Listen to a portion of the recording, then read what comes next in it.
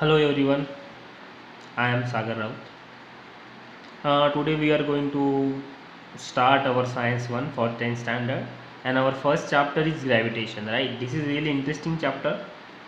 Okay, but before starting chapter we will see some basic phenomena which are really important, and my suggestion is please please learn these phenomena basic parts, okay, and do not forget it throughout your life. Okay, these are really basic one, and these are really important for you. Okay, so we are going to start with Newton's laws of motion. You might have learned it, but we will see it again to refresh your mind. Okay, now what does first law state? Every body remains into the state of rest or in uniform motion along a straight line unless it is acted upon by an external unbalanced force. So while reading we didn't understand anything, right? So सिर्फ पढ़ना ही नहीं होता, हमको understand भी करना है कि हमने क्या पढ़ा, right? Now we will divide this law, we will squeeze it, and we will get the meaning what this law is trying to tell us. I will give you example also going further. Okay, so every body means each body means anything, duster, you, me, or anything, any body in the nature, right? Every body remains मतलब stays अर्थात रहती है into the state of rest. State मतलब अवस्था, and rest मतलब रुकी हुई, और इन यूनिफॉर्म मोशन मतलब गति में, राइट? और यूनिफॉर्म मोशन चल रही है, right? Along a straight line का मतलब यहाँ पे स्ट्रेट लाइन नहीं, स्ट्रेट लाइन मीन्स वो उसी अवस्था में रहती है, राइट? अगर रुकी हुई तो रुकी हुई, चल रही तो चल रही है, right? Unless it is acted upon bye an external unbalanced force, मतलब हम जब तक उस पे एक्सटर्नल फोर्स अप्लाई नहीं करते वो बॉडी उसी स्टेट में रहेगी। अब इसका मतलब क्या है? मतलब जो बॉडी रुकी हुई है, ठीक है, कोई भी बॉडी रुकी हुई है मतलब एक स्टेबल जगह पे है, उसको चलाने के लिए हमको फोर्स लगाना पड़ेगा। सिंपल, आप सबको पता है, we have to apply force if you want to move any body which is in rest position, right? और जो बॉडी यूनिफॉर्म मोशन में है, मतलब जो बॉडी गति में है, जो चल रही है, उसको रुकाने के लिए भी, उसको रोकने के लिए भी we have to apply force, right? So this is simple. जो चल रहा है उसको रुकाने के लिए, रोकने के लिए हमको फोर्स लगता है, और जो रुका हुआ है उसको चलाने के लिए हमको फोर्स लगता है, राइट? अगर एग्जांपल के तौर पे बताया जाए तो let's take a example of bike, right? We ride bike, right? So जब हम बाइक चलाते हैं तो वो रेस्ट पोजीशन पे रहती है, right? So if you want to after starting bike we give accelerator, right? So body rest में रहेगी, फिर हम उसको एक्सेलरेशन देंगे, एक्सेलेरेटर बढ़ाएंगे तो बॉडी चलना स्टार्ट होगी। एक्सेलेरेटर दिया हम, मतलब हमने क्या किया? वी अप्लाइड फोर्स, यही ये लॉ बता रहा है, राइट? अब ये मानिए कि बॉडी चल रही है, मतलब आपकी बाइक चल रही है, and you have to stop the bike. Suppose you want to stop the bike, what you have to do? Yes, you have to apply force, माने you have to apply brake.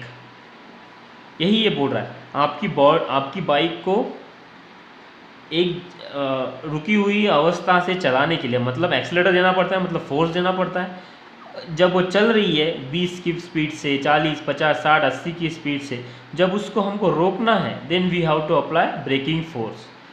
यही इस law का बोलना है। जो रुका हुआ है उसको चलाने के लिए, और जो चल रहा है उसको रोकने के लिए हमको फोर्स लगता है। समझ में आ गया? नहीं आया तो एक बार फिर से सुनिए, और if you have any doubt please let me know in comment box section. Okay, now we will move towards the second part. Okay, second law, the rate of change of momentum माने आपका mass into आपकी velocity. Okay, velocity मतलब speed, ठीक है? हम देखते हैं कि वेलोसिटी और स्पीड में क्या डिफरेंस है। अभी के लिए आप वेलोसिटी को स्पीड मानिए, ठीक है?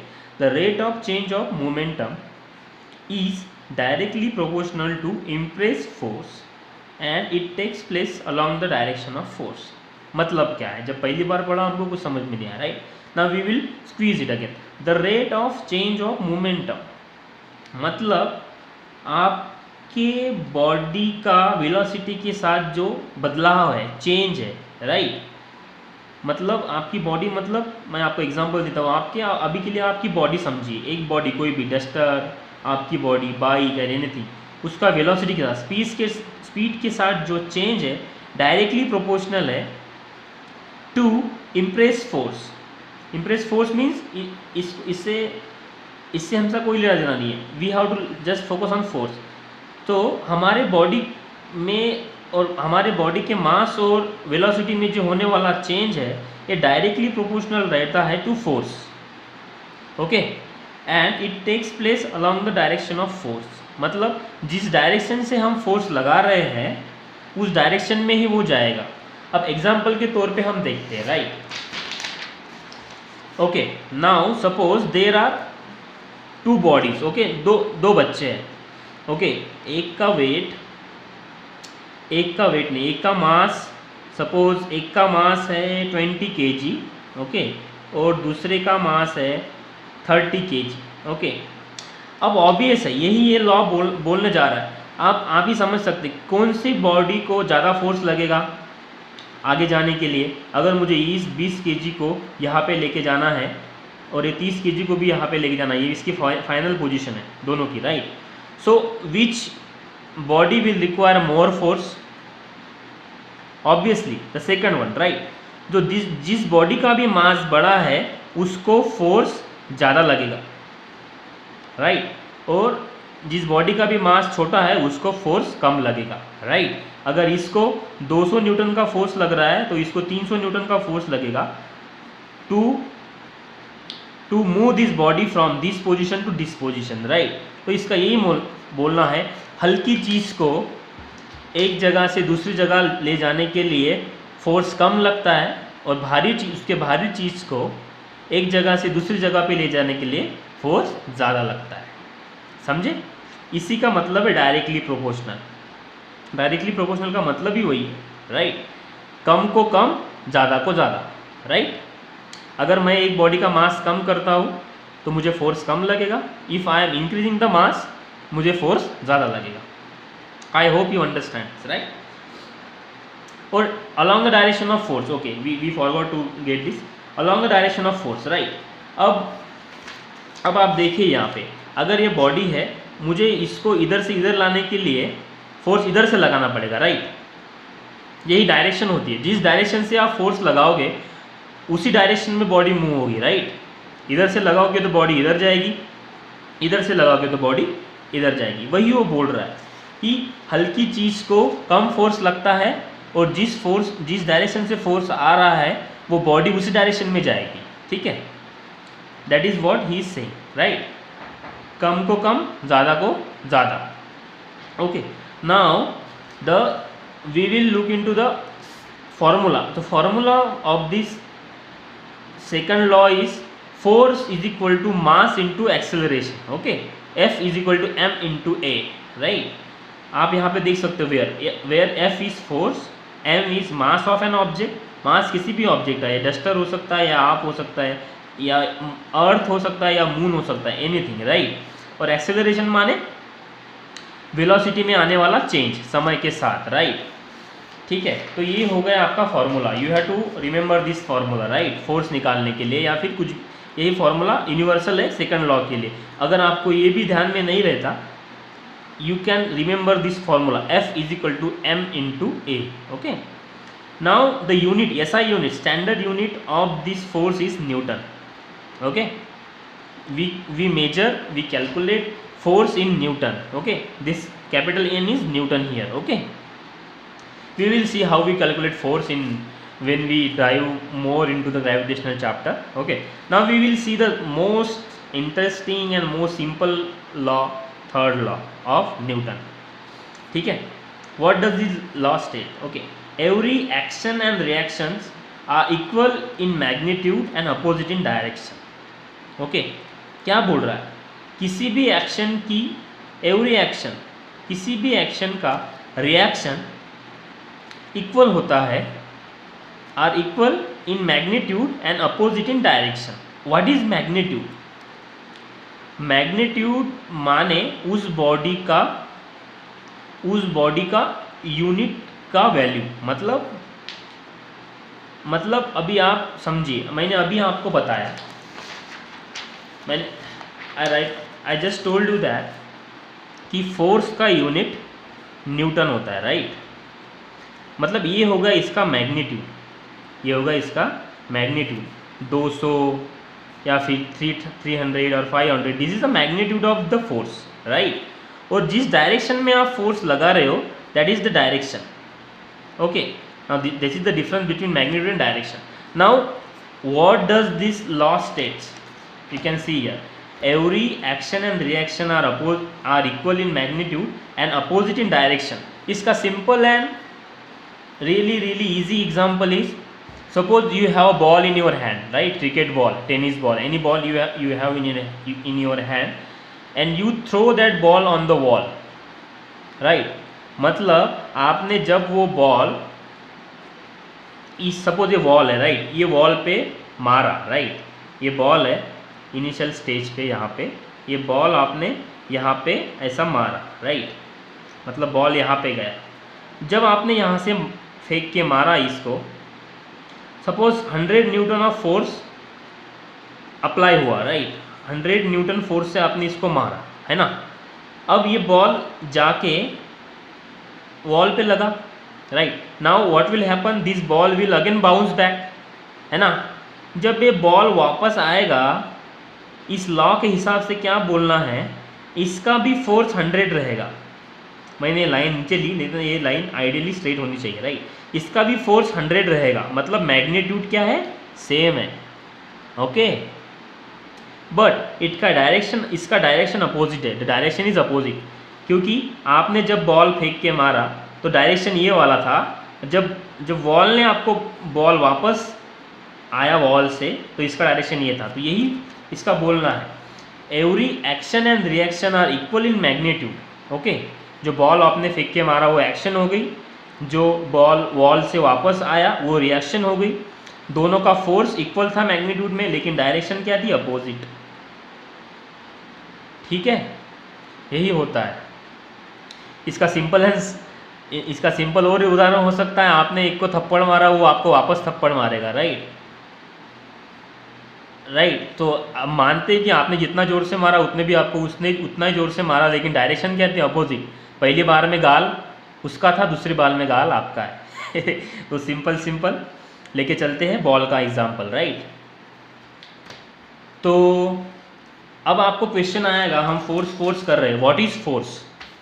हम इतने देर से फोर्स बोल रहे हैं, तो आपको क्वेश्चन आ रहा होगा कि what is the definition of force, okay.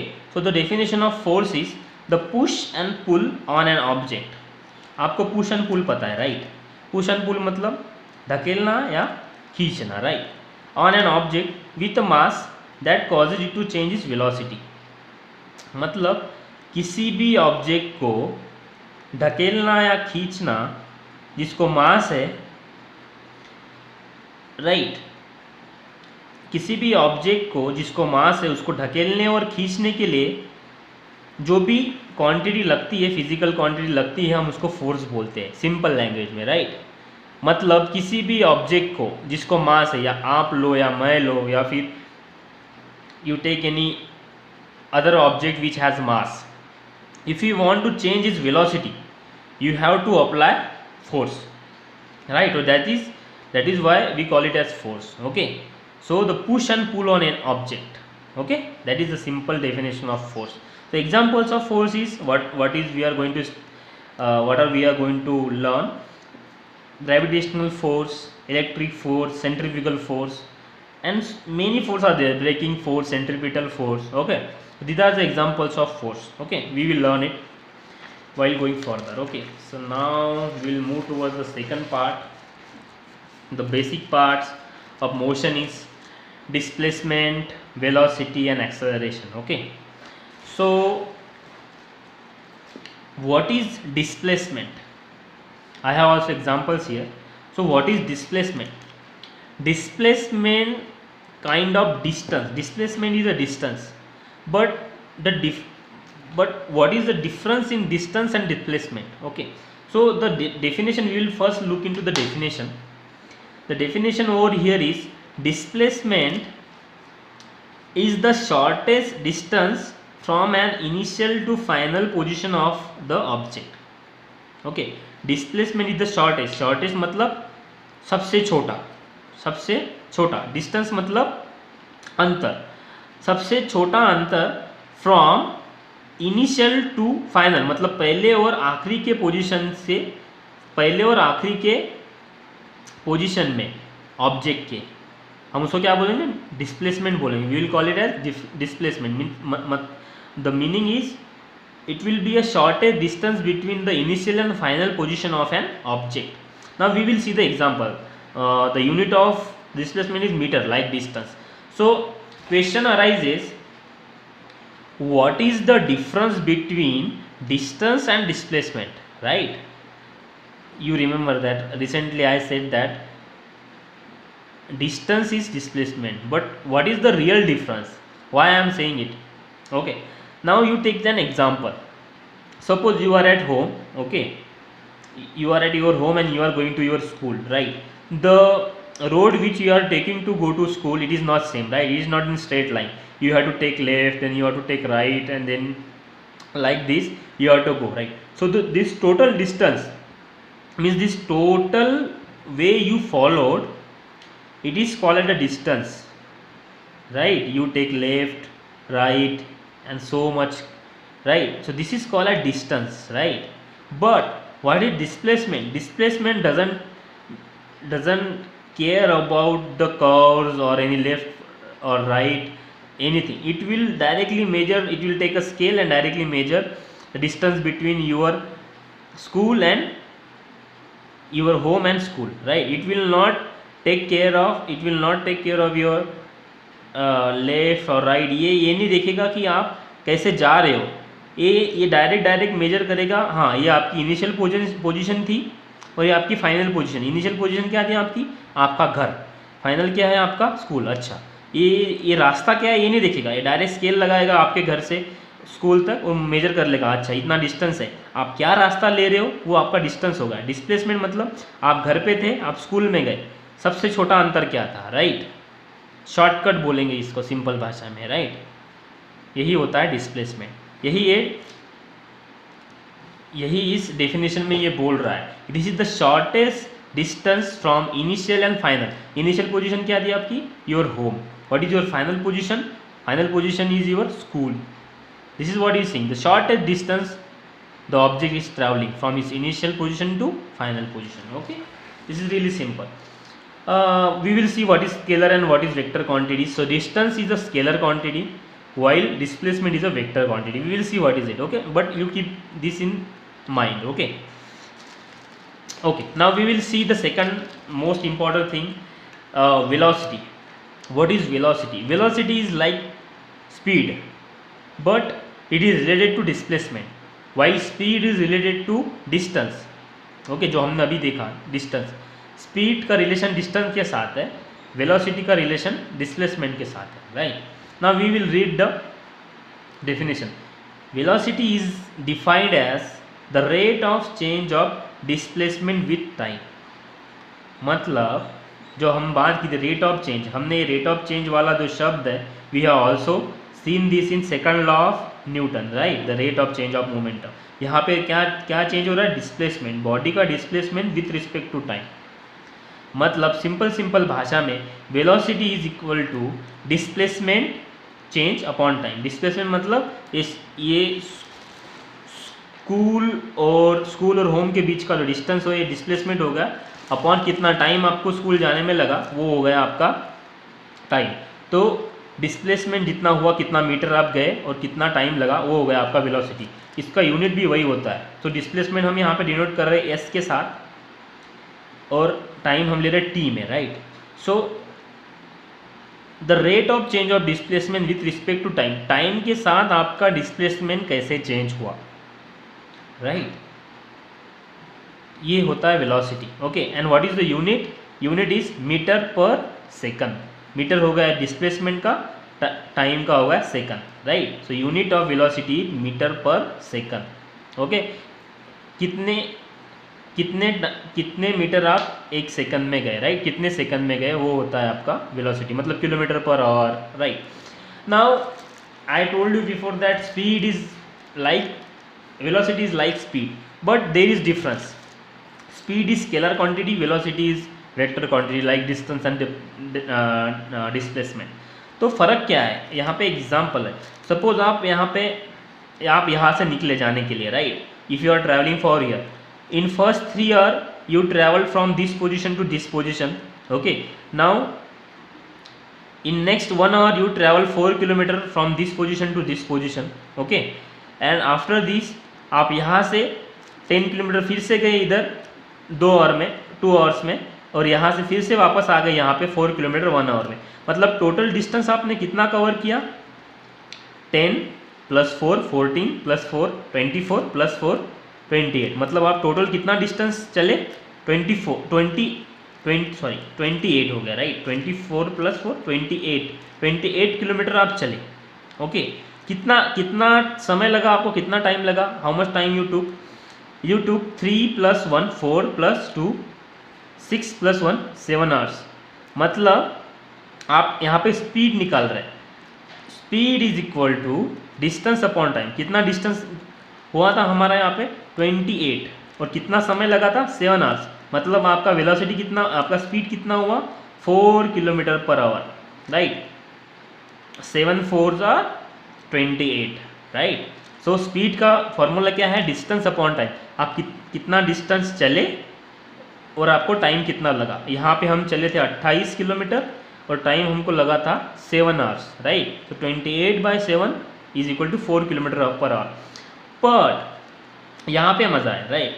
In velocity we have different phenomena, okay. Velocity is different than speed. How? आप यहाँ पे थे, right. Suppose if you are here and if you are travelling from this position to this position, this is 3 kilometre in 2 hour, okay. आप 3 kilometre चले यहाँ से यहाँ तक 2 घंटे में, ठीक है.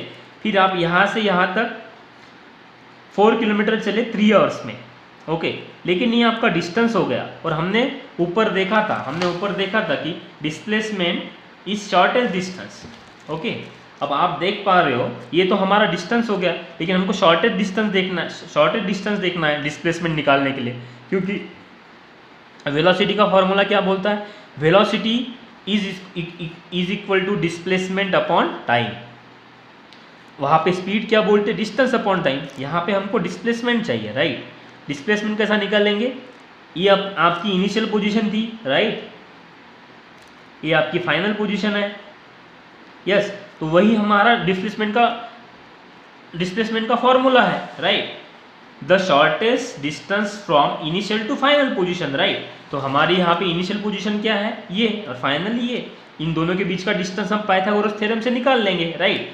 3 का स्क्वायर होता है 9, 4 का स्क्वायर होता है 16, 3 + 16 होता है 25, 9 + 16 होता है 25, राइट. और 25 का स्क्वायर रूट क्या है? 5, ठीक है. मतलब आपका टोटल डिस्प्लेसमेंट कितना हुआ? 5 kilometre, right. 5 kilometre divide by 2 hour + 3 hour कितना होता है? 5 hour. 5 divide by 5 1 kilometre per hour, okay. So ऐसे निकालते हैं वेलोसिटी और ऐसे निकालते हैं स्पीड, ओके. स्पीड के फॉर्मूले में डिस्टेंस आएगा, वेलोसिटी के फॉर्मूले में डिस्प्लेसमेंट आएगा, राइट. और डिस्प्लेसमेंट कैसे निकालते हैं? The shortest distance between the initial and final position of an object, right. यहाँ पे हमारा ऐसा था, पाइथागोरस से निकल गया, right. If you don't know Pythagoras theorem, you must be knowing, but if you don't know, please ask your mathematics teacher, they will teach you, okay. Now we will see the second part of it. It is acceleration, okay. Now what is the meaning of acceleration? Now हमने देखा displacement is the shortest distance, okay, and velocity is the rate of change of displacement. अब acceleration क्या है? The rate of change of velocity. ये पूरा एक family है. Acceleration velocity पे डिपेंडेंट है, वेलोसिटी डिस्प्लेसमेंट पे डिपेंडेंट है, जो हमने अभी भी देखा. Acceleration is defined as the rate of change of velocity with time. हमने वेलोसिटी के फॉर्मूले में देखा velocity is equal to displacement upon time. अब यहाँ पे क्या है? Acceleration is equal to velocity upon time. वही जो हमने पिछले इसमें देखा, ओके. अगर आपने मिस कर दिया आप फिर से देख सकते हैं, ठीक है. एक्सेलरेशन फिर वेलोसिटी का v और टाइम का t हमने लिया, और इसका यूनिट क्या हो जाएगा, metre per second, metre per second. अब ये मीटर पर सेकंड स्क्वायर कैसे आया, यूनिट निकालना भी यहाँ पे मैं आपको सिखा देता हूँ, how we calculated unit. We know that what is the unit of velocity, what is the unit, metre per second, right. तो हम यहाँ पे उसको ले लेंगे, v का यूनिट आ जाएगा मीटर पर सेकंड, और टाइम का यूनिट फिर से सेकंड, राइट। अब इसके कुछ नहीं है, मतलब एक है ना। हम इसको कैसा लिखेंगे फिर सिंप्लीफाई करके, m upon s into 1 upon s, right.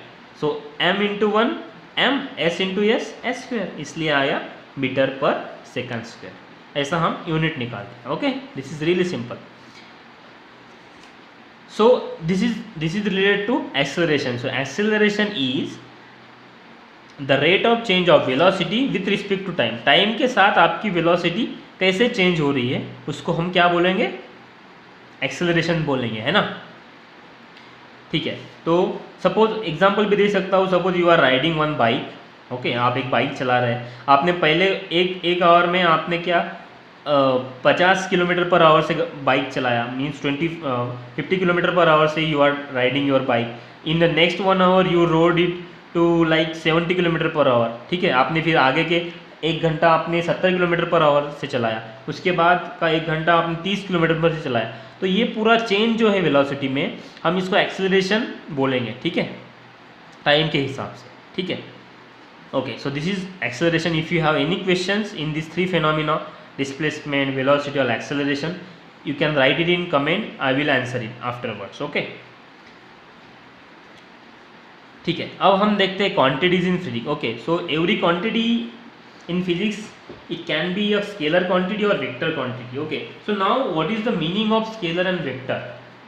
Okay, scalar quantity means the physical quantity which has magnitude only. We have seen what is magnitude, it is the value of unit. Okay, value क्या है ना, magnitude only is called as scalar quantity. मतलब उसको सिर्फ magnitude है, उसका कुछ direction नहीं है, उसको कुछ डायरेक्शन नहीं है ना।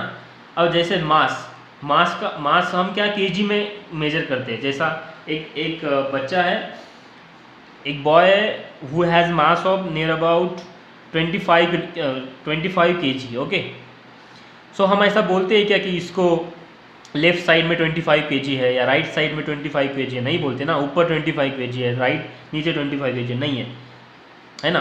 तो हम जो मास है इसको डायरेक्शन है क्या, नहीं है। तो ऐसी फिजिकल क्वांटिटी जिसको डायरेक्शन नहीं रहता, जिसको सिर्फ मैग्नीट्यूड रहता है, मतलब उसका यूनिट रहता है, उसको हम क्या बोलते हैं, स्केलर क्वांटिटी। ओके, ये क्या क्या है, mass, length, area, volume, time and etc. There are so many. Okay, you can actually Google it and you can find it out. Okay, now we will see what is the vector quantity. Vector quantity is the physical quantity which has both magnitude and direction. Scalar में क्या था, सिर्फ magnitude था। यहाँ पे आप देख सकते हो मैग्नीट्यूड एंड डायरेक्शन बोथ है। इस क्वांटिटी को it has both magnitude and direction. अब जैसे हमने डिस्प्लेसमेंट देखा, वेलोसिटी देखा, एक्सेलरेशन देखा, अब जैसा अब फोर्स भी बोल सकते हैं। फोर्स का मैंने एग्जांपल दिया था, ये आपको इजी जाएगा, राइट। फोर्स जैसा मैंने आपको बोला था, फोर्स का डायरेक्शन होता है, उसको मैग्नीट्यूड होता है। सपोज 100 न्यूटन का फोर्स मैं लगा रहा हूँ राइट साइड में, तो ये बॉक्स इधर जाएगा, यस और नो, यस। तो इसको डायरेक्शन भी है। अगर मैं वही 100 न्यूटन का फोर्स ये साइड से लगा रहा हूँ तो ये बॉक्स इधर जाएगा, यस और नो। इसका डिस्प्लेसमेंट इस टाइम पे वेलोसिटी इधर होगी, इस टाइम पे वेलोसिटी ये साइड में होगी, yes or no. So this is called a vector quantity, जिसको दोनों होते हैं, दोनों मीन्स मैग्नीट्यूड एंड डायरेक्शन, है ना। इसका एग्जांपल्स है displacement, velocity, acceleration and force. So I hope this is all about the basic part. I hope you got all the points. If you have any questions, you can actually write it in comments, or you can let me or any other teacher know, and we will get back to you with the right and correct answer. Okay, I hope you got the point and the basic. In the next lecture we will start actual gravitation chapter, and we will see how gravitation has been invented or not invented, found, and how the other related stuff which is of gravitation is there. Okay, So thank you so much. We'll meet afterwards. Thank you.